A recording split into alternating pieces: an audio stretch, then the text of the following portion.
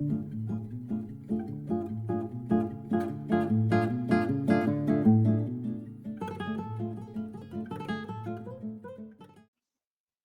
minutes with Sean, maybe 10 here, middle of June. Hope y'all had yourself a wonderful Father's Day weekend for those that it applies to.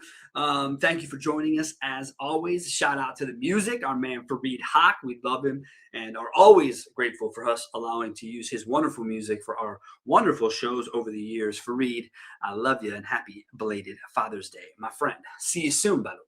All right, so this week on the show, I just got done doing a podcast with Mark Brews that came out, and it was co-opable, by the way. If you don't know him, check him out. The Bark Report, love that thing.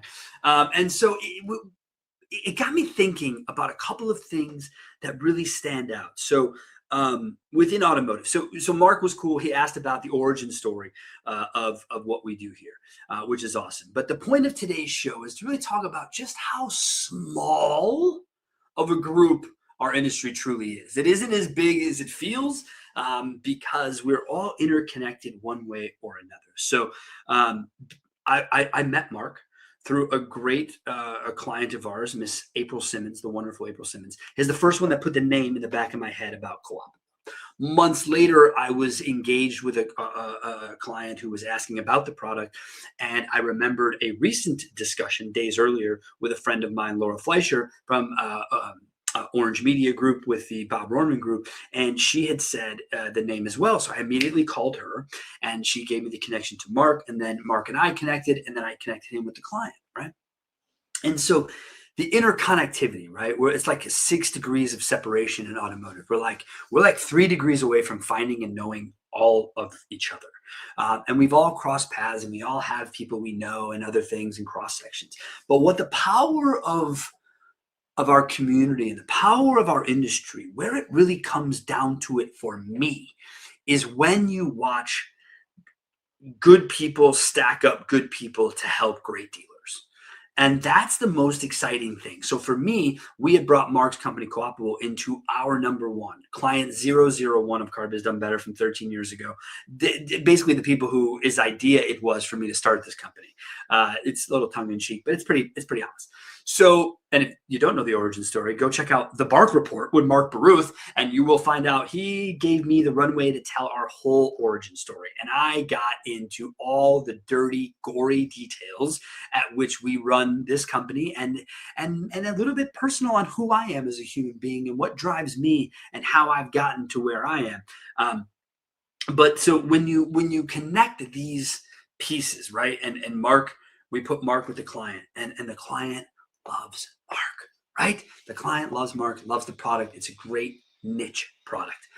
That came up on the show, which was, hey, Sean, what are you seeing right now that's really working? What's the hot? What's the this? What's the that? My answer is the same. Niche businesses, people to support specific elements of your business. You will not find a company who can help you do everything. It doesn't exist, okay? But the niche businesses, the people who have carved out their little bitty part of the world, like us, who run with, less than 200 stores and are very laser focused on a specific item, that to me is niche business. And that to me is, again, the interconnectivity of our industry shows us that niche businesses can not only survive, but thrive. Shit, we've been around 13 years.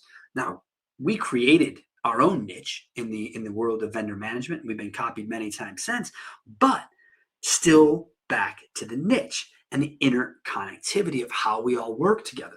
Over the years, we've never had a sales department here at Car Biz Done Better. All we ever use is repeat and referral business. And our referral business is some of the best business that we have, right? Clients that work with us tell their friends, tell their 20 groups, and then people call us. That's the way it works.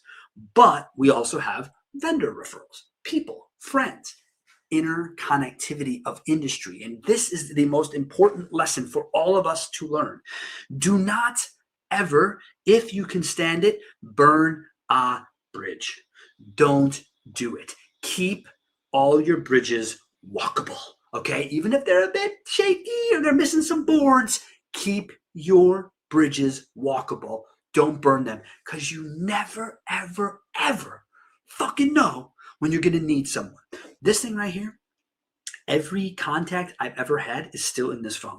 Why is that? Because I don't believe in deleting contacts, because you just never No, when the one guy who does the one thing in the one place, you're gonna need it. So do yourself a favor. Look at your Rolodex and consider people that might fit. Maybe you haven't called because something exists. Look, I've been doing this long enough, and I told Mark this on the show. I only get invited places once. I never get invited back a second time. A podcast, a 20 group, an event to speak at, you fucking name it. I get invited one time, which is why I created my own podcast. Hi and welcome. We created our own event, Being Social, this fall. We sort of said, fine, then don't invite us and we'll be our own thing and do our own thing. And it's worked out really well for us. Now, has that whole thing along the 13 years sort of made it difficult with other people? Has it hindered relationships? Yes, of course it has, but I don't actually go out and burn those fuckers down to the ground.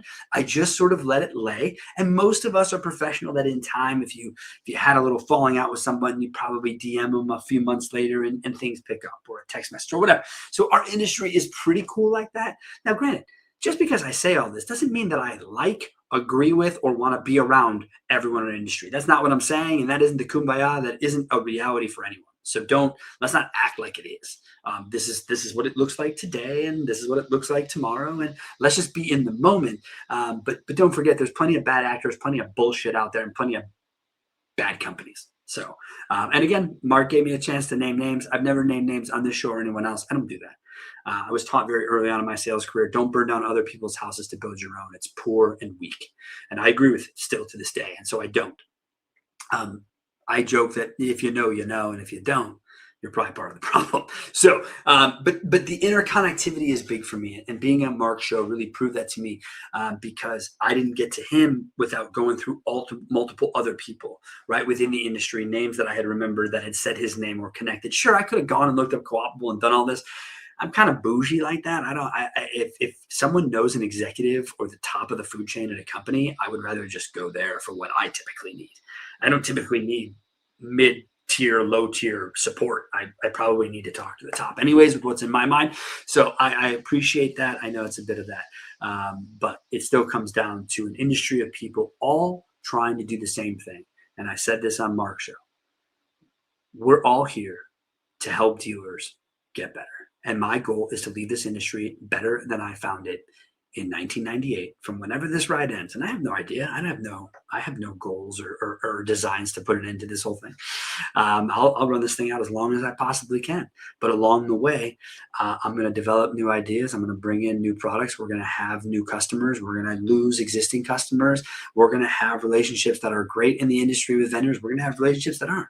But the reality is, as long as every day we go out and do the best we can, put our work in the best light that we can, and be as honest as we can with both client and, surrounding vendors, then that's the goal and that's the job. So think about it for yourselves and your job. Think about the interconnectivity of this industry, and think about relationships that may have been a little strained or tattered that potentially don't have to be that way moving forward. Thank you guys so much for joining me. Next week on the show, I want to talk about live events. We're going to talk about it. You're going to be there. Have yourselves a great week. Thanks a lot.